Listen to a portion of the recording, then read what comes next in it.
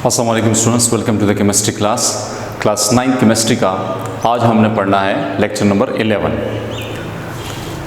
हमारे पास आज का टॉपिक है that is chemical formula. Chemical formula किसे कहते हैं? जैसे कि आप लोगों ने पिछले टॉपिक में पढ़ा है कि किसी भी केमिकल कंपाउंड को हम किसी केमिकल फार्मूले से जाहिर करते हैं। तो केमिकल फार्मूले का डिफिनीशन ये है कि the symbolic representation of a molecule और formula unit of a compound that is called what? Chemical formula. Symbolic representation से मुराद क्या है? आप लोगों ने सिंबल के बारे में पढ़ा है कि 1814 में बर्जीलियस ने एलिमेंट्स के लिए सिंबल्स वो रखे थे, और सिंबल असल में कहा जाता है the shortest abbreviation of an element that is called symbol. यानी कि किसी भी एलिमेंट का सबसे छोटा नाम उसको कहा जाता है सिंबल। तो किसी भी कंपाउंड को जब हम एलिमेंट्स की सिंबल से जाहिर करते हैं या किसी कंपाउंड के मॉलिक्यूल को, यानी कि ये बात भी नोट करनी है आप लोगों ने कि जो मॉलिक्यूल होता है वो असल में दो तरह का होता है। एक को कहा जाता है एलिमेंटल मॉलिक्यूल, एलिमेंटल मॉलिक्यूल, और दूसरा होता है जिसको कहा जाता है कंपाउंड मॉलिक्यूल होता है, या जिसको कहा जाता है मॉलिक्यूलर कंपाउंड। Molecular compound. अब ये मॉलिक्यूलर कंपाउंड के लिए इसका फार्मूला होता है। मॉलिक्यूलर कंपाउंड का अपना एक फार्मूला होता है, जबकि इसका फार्मूला नहीं होता। जैसे कि अगर इसकी मैं एग्जांपल दूं, जैसे कि O2 है या F2 आता है या Cl2 आता है एटसेट्रा। अगर केमिकल कंपाउंड की मैं बात करूं या मॉलिक्यूलर कंपाउंड की, तो उसका एक फार्मूला होता है। जैसे कि सोडियम क्लोराइड है, ठीक हो गया। जैसे कि CH4 है, मीथेन जिसे कहा जाता है। तो किसी भी मॉलिक्यूलर कंपाउंड को जब हम एलिमेंट्स की सिंबल से जाहिर करते हैं उसको केमिकल फार्मूला कहा जाता है। जैसे कि सोडियम नाइट्रेट है, सोडियम नाइट्रेट को एज अ फार्मूले की शक्ल में जाहिर करने के लिए हम एलिमेंट्स लगाते हैं। सोडियम एलिमेंट है, यह सिंबल है सोडियम का, नाइट्रोजन का सिंबल N, ऑक्सीजन का सिंबल O होता है। तो NaNO3 ये कीमियाई फार्मूला होता है। किस चीज का? यह है सोडियम नाइट्रेट का। कैल्शियम कार्बोनेट की अगर बात की जाए तो इसमें कैल्शियम है, कार्बन है, ऑक्सीजन है, यानी कि तीनों एलिमेंट्स के सिंबल्स इसमें जाहिर किए गए हैं, और इसको मिला के हम एक फार्मूला तजवीज़ करते हैं, तो उसको फिर कहा जाता है केमिकल फार्मूला।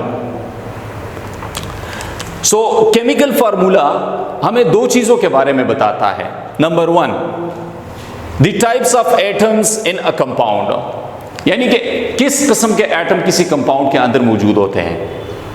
अब आप यहां देखें, इसमें सोडियम एटम है, इसमें नाइट्रोजन एटम है, इसमें ऑक्सीजन एटम है, इसके अंदर कैल्शियम है, कार्बन है, तो इसके अंदर कैल्शियम कार्बन है और इसके अंदर सोडियम नाइट्रोजन है।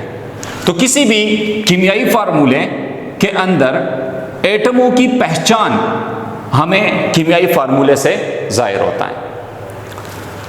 तो कीमियाई फार्मूला हमें क्या चीज शो कर देता है? हमें शो करता है कि किस किस्म के एटम्स कंपाउंड के अंदर मौजूद होते हैं।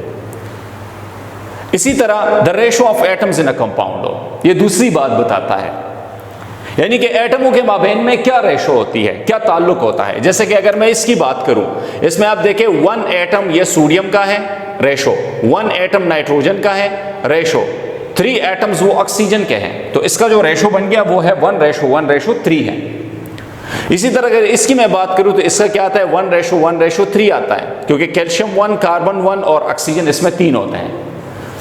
तो किसी भी कीमियाई फार्मूले से हम दो चीजें हासिल कर सकते हैं, यानी कि टाइप्स ऑफ एटम, किस किस्म के एटम कंपाउंड के अंदर मौजूद होते हैं, और एटमों के माबेन में रेशो क्या होता है। Next, types of chemical formula. हमारे पास कीमियाई फार्मूले चूंकि 3 किस्म के होते हैं, लेकिन लोअर क्लासेस में हम 2 टाइप्स हम पढ़ते हैं। 3 किस्म से मुराद यह है कि इसमें एम्पेरिकल फार्मूला, इसमें मॉलिक्यूलर फार्मूला, एक और फार्मूला है जिसको स्ट्रक्चरल फार्मूला कहा जाता है। तो स्ट्रक्चरल फार्मूले की बात हम यहां पर नहीं करेंगे, बल्कि आपके कोर्स के मुताबिक हम एम्पेरिकल फार्मूले के मुताबिक हम बात करेंगे, और मॉलिक्यूलर फार्मूला। सो एम्पेरिकल फार्मूला और मॉलिक्यूलर फार्मूला, ये दो टाइप्स है किस चीज के? केमिकल फार्मूले के। First one empirical formula. Empirical फार्मूले का दूसरा नाम है दैट इज सिंपलेस्ट फार्मूला, यानी कि एटमों के माबेन में सबसे सिंपलेस्ट रेशो को जाहिर करने के लिए हम एम्पेरिकल फार्मूला का वो तजवीज़ करते हैं, एम्पेरिकल फार्मूला इस्तेमाल करते हैं। एम्पेरिकल फार्मूला हमें क्या चीज़ बताता है? यहां पर मैंने मेंशन किया है कि एम्पेरिकल फार्मूला शोज, जाहिर करता है द स्मॉलेस्ट, सबसे छोटा होल नंबर। आप लोगों ने मैथ्स में पढ़ा है कि होल नंबर 0 से स्टार्ट होता है, 1 2 3 एटसेट्रा इससे स्टार्ट होता है। सो सबसे छोटा जो होल नंबर होता है किस चीज का? एटम्स की रेशो का, ratio of atoms of different elements in a compound. यानी कि बहुत सारे कंपाउंड होते हैं, जैसे कि मैं यहां पर लिखता हूं C6 है, H12 है, O6 है, C6 है, H6 है, बेंजीन है। इस तरह आप देखें सोडियम क्लोराइड है, ठीक हो गया। इस तरह आप देखें वाटर है, एटसेट्रा। ये बहुत सारे कंपाउंड्स हैं। अब इन्हीं कंपाउंड के अंदर रेशो को कैसे हम जाहिर करते हैं? जैसे कि ये आता है, इसमें है 6:12:6 है, इसमें है 6:6 है, इसमें 1:1, इसमें है 2:1 है, और इसमें क्या, ये etcetera.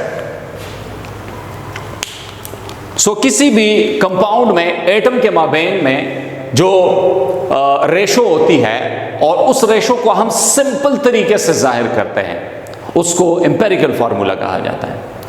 Empirical formula actual formula नहीं होता, असली फार्मूला नहीं होता, असल में किसी कंपाउंड का फार्मूला नहीं होता, बल्कि वो क्या होता है, वो एटम्स के माबेन में एक सिंपल रेशो होती है। सो एक्चुअल फार्मूला, यहां पर मैंने ये एग्जांपल पेश किया है, देखें बेंजीन है जिसका एक्चुअल फार्मूला है C6H6 है, और एटम्स के माबेन में जो ताल्लुक है वो है 6:6 है, यानी कि 6 कार्बन है, 6 हाइड्रोजन है। अगर हम इसका सिंपलेस्ट फार्मूला एटॉमिक रेशो जाहिर करते हैं तो ये देखें, एक ऐसा नंबर सेलेक्ट करें जिस पे ये दोनों नंबर डिवाइड होते हो। जैसे कि अगर मैं इसको 6 पे डिवाइड करूं तो हमारे पास क्या चीज रहेगी, CH, यानी कि एटम्स का जो रेशो है वो 6:6 से कम होके 1:1 पे आके जाहिर हुआ है। यानी कि ये सबसे सादा और सिंपल फॉर्म है इसकी। तो किसी भी फार्मूले का सबसे एटमों का सिंपलेस्ट रेशो को कहा जाता है एम्पेरिकल फार्मूला।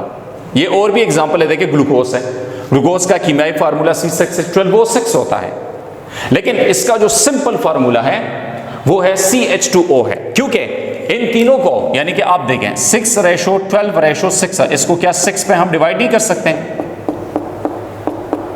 तो इसमें क्या रेशो आ गई, इसमें रेशो आ गई 1:2:1। तो 1 हम यहां पर मेंशन नहीं करते, बल्कि हमने इसके लिए फार्मूला तजवीज़ किया CH2O, यानी कि सादा हालत में इसका फार्मूला होगा CH2O होगा। ये तो टॉपिक था एम्पेरिकल फार्मूला। अब आगे है जो सेकंड फार्मूला है, that is molecular formula. So molecular formula किसे कहते हैं? डिफिनीशन में मैंने ये मेंशन किया है कि it shows the actual number जो असल नंबर होता है, actual number of different elements present in one molecule of that compound. किसी भी कंपाउंड के अंदर, जो मॉलिक्यूलर कंपाउंड की मैं बात कर रहा हूं, एलिमेंटल कंपाउंड की, एलिमेंटल की नहीं, एलिमेंटल मॉलिक्यूल की नहीं, मॉलिक्यूलर कंपाउंड। मैंने शुरू में कहा कि मॉलिक्यूल्स दो तरह के होते हैं, एक को मॉलिक्यूलर कंपाउंड कहा जाता है, एक को एलिमेंटल मॉलिक्यूल कहा जाता है। तो एक मॉलिक्यूल वो एलिमेंट्स की फॉर्म में होता है, उसका फार्मूला नहीं होता। जो मॉलिक्यूलर कंपाउंड होता है उसका मॉलिक्यूलर फार्मूला होता है। So it is the actual number of different elements और atoms present in a compound. किसी भी कंपाउंड के अंदर एटमों की असली हालत, असली नंबर को मॉलिक्यूलर फार्मूला कहा जाता है। जैसे कि ग्लूकोज है, उसका फार्मूला है C6H12O6 है, बेंजीन है उसका फार्मूला है C6H6 है। ये इसका एटमों का असल नंबर होता है। तो मॉलिक्यूलर फार्मूला और एम्पेरिकल फार्मूला के आपस में क्या ताल्लुक होता है? Relationship between molecular formula and empirical formula.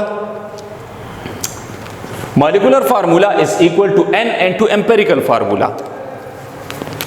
यह बात आप लोगों ने नोट करनी है कि किसी भी मॉलिक्यूलर फार्मूला को डिराइव करने के लिए, हासिल करने के लिए हम ये लगाते हैं n टू एम्पेरिकल फार्मूला।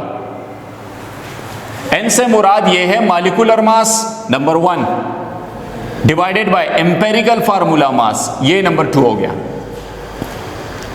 यानी कि मॉलिक्यूलर मास को, किसी भी कंपाउंड का जो मॉलिक्यूलर मास होता है उसको अगर आप एम्पेरिकल फार्मूला मास से जाहिर करें, उसका अगर आप एम्पेरिकल फार्मूला मास पे डिवाइड करें, तब जाके आपके पास ये n आएगा। n क्या होता है? एक नंबर होता है, या बुक में लिखा है कि n is equal to 1 2 3 4 etcetera, इस पे हम इसको जाहिर करते हैं। कंसिडर, मैंने यहां पर एक एग्जांपल दिया है, और एग्जांपल में मैंने क्या चीज मेंशन की है कि the empirical formula of acetic acid SCH2O, acetic acid को कहा जाता है सिरका। सिरके का जो एम्पेरिकल फार्मूला है वो है CH2O होता है। इसका जो मॉलिक्यूलर मास है वो है 60 ग्राम है। अब ये 60 ग्राम कहां से आया? अभी आपका क्वेश्चन ये होगा, देखिए एसिटिक एसिड का जो अपना फार्मूला है वो है CH3 एंड COOH होता है, या हम लिखते हैं C2H4 और O2 लिखते हैं कंडेंस हालत में। तो इसका मास हम किस तरह निकालते हैं, उसके लिए तरीका हम यहां पर मेंशन करते हैं। देखिए कार्बन इसमें है 2, हाइड्रोजन इसमें है 4, ऑक्सीजन इसमें होते हैं 2। सो कार्बन का मास है 12, ऑक्सीजन का है 1, हाइड्रोजन का है 1 और ऑक्सीजन का 16 आता है। तो 12 2 जा 24 और 4 1 जा 4 और 16 2 जा ये है 32। इन तीनों को अगर जमा किया जाए तो इससे बनता है 60 ग्राम आ जाता है। तो कहते हैं कि एसिटिक एसिड का जो मॉलिक्यूलर मास है वो है 60 ग्राम है। कहते हैं कि आप इसके लिए मॉलिक्यूलर फार्मूला डिटरमिन करें कि एसिटिक एसिड का मॉलिक्यूलर फार्मूला क्या होगा। तो पहले डेटा को कलेक्ट करें। एम्पेरिकल फार्मूला यहां पर दिया गया है, क्या है? एसिटिक एसिड का CH2O है। इसका मतलब है कि आपके पास ये ऑप्शन कंप्लीट हो गया, एम्पेरिकल फार्मूला। अब n को आपने आइडेंटिफाई करना है। तो n के लिए क्या करना है? यहां पर मैंने लिखा एम्पेरिकल फार्मूला मास।